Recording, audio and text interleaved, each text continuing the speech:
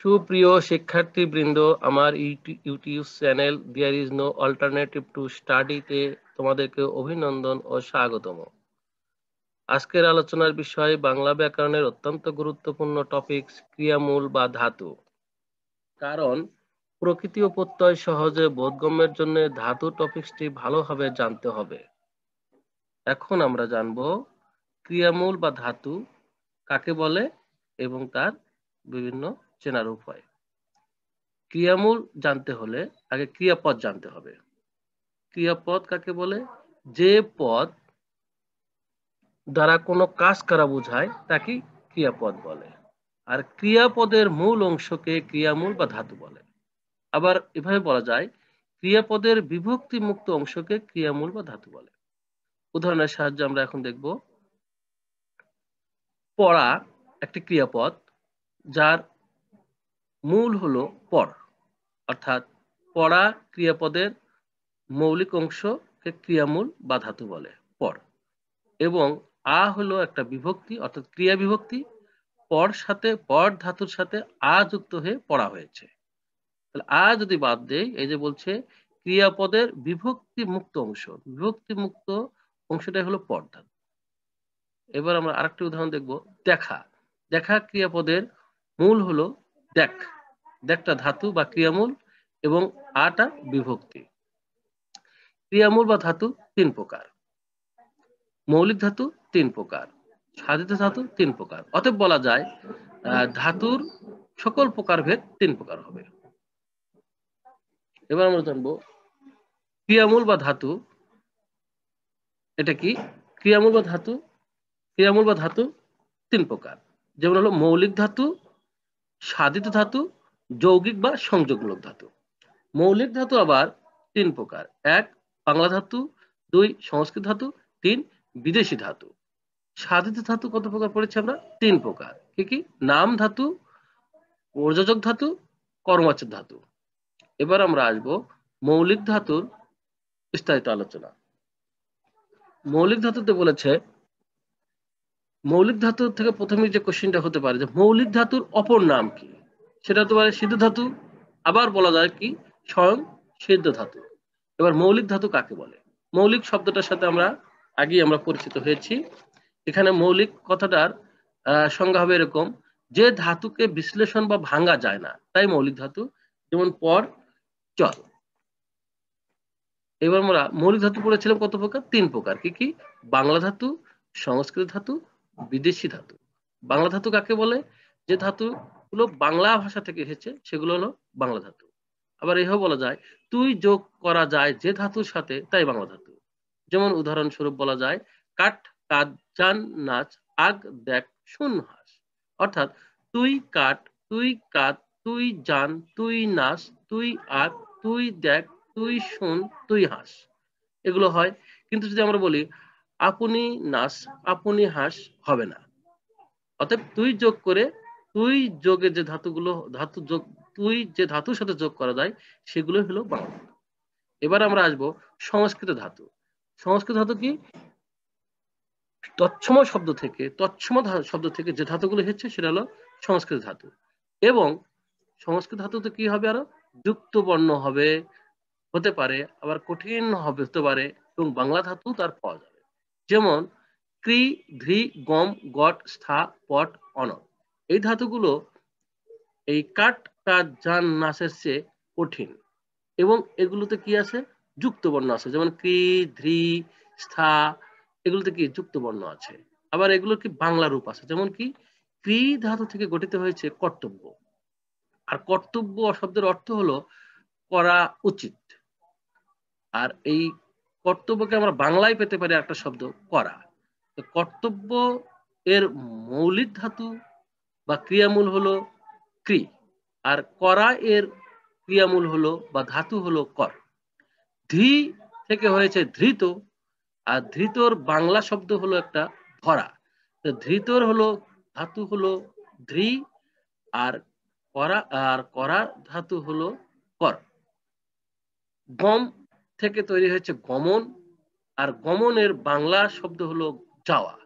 গমন থেকে গম, আর যাওয়া থেকে যা।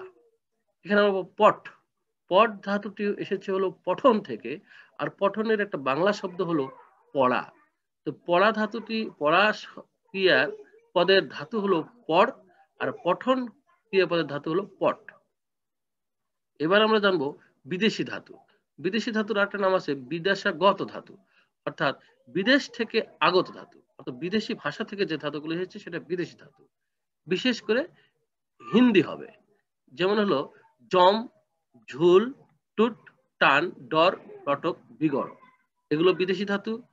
জম অর্থ জমানো, ঝুল ঝুলানো অর্থে, টুট ভেঙে যাওয়া অর্থে, টান আকর্ষণ অর্থে, ডর ভয় অর্থে, লটক ঝুলানো অর্থে, বিগড় নষ্ট হওয়া অর্থে। এই যে বিগড়, এটা হিন্দি শব্দ, হিন্দি ভাষা থেকে এসেছে। যেমন হলো মেরা ইঞ্জিন মে বিগাড় গিয়া, এটা হলো বিদেশি ধাতু, অর্থাৎ হিন্দি ধাতু।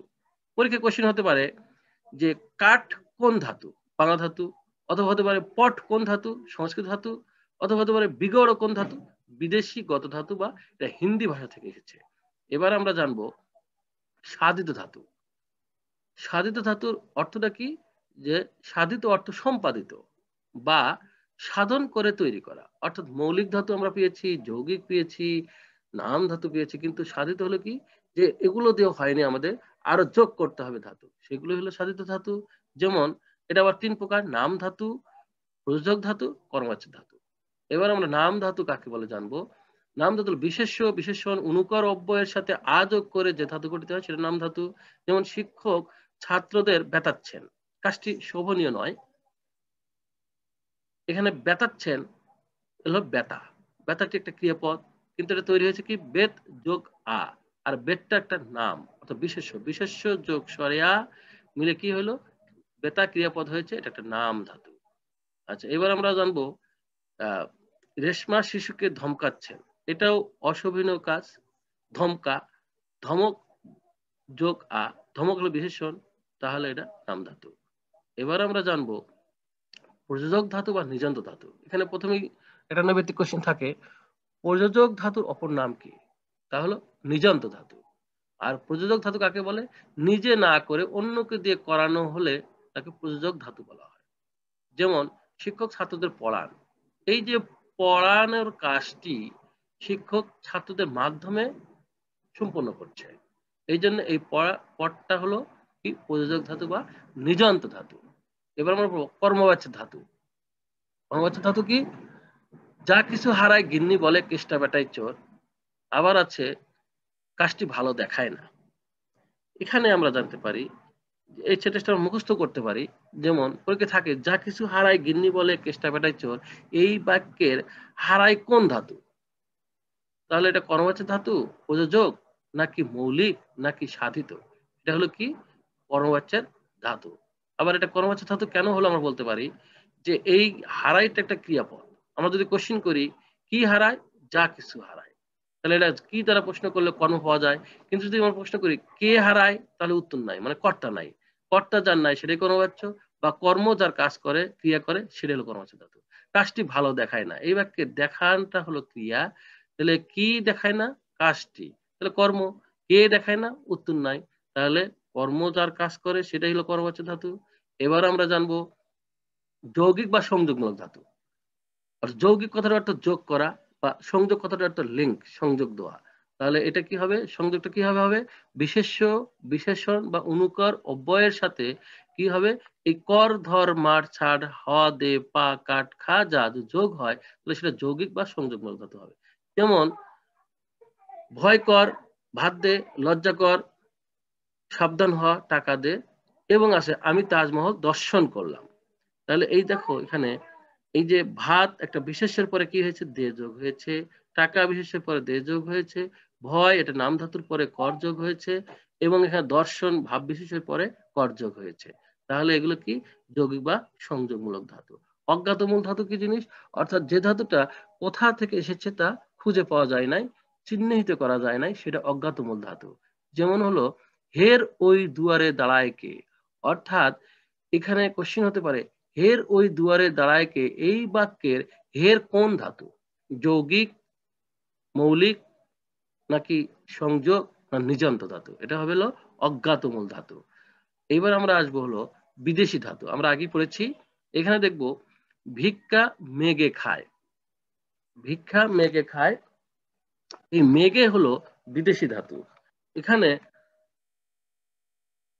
এখানে মেঘেটা হলো হিন্দি ধাতু, এবং এই মেঘে থেকে মাং থেকে হচ্ছে মেঘে হিন্দি ধাতু, এবং মাঙ্গা বা চাওয়া।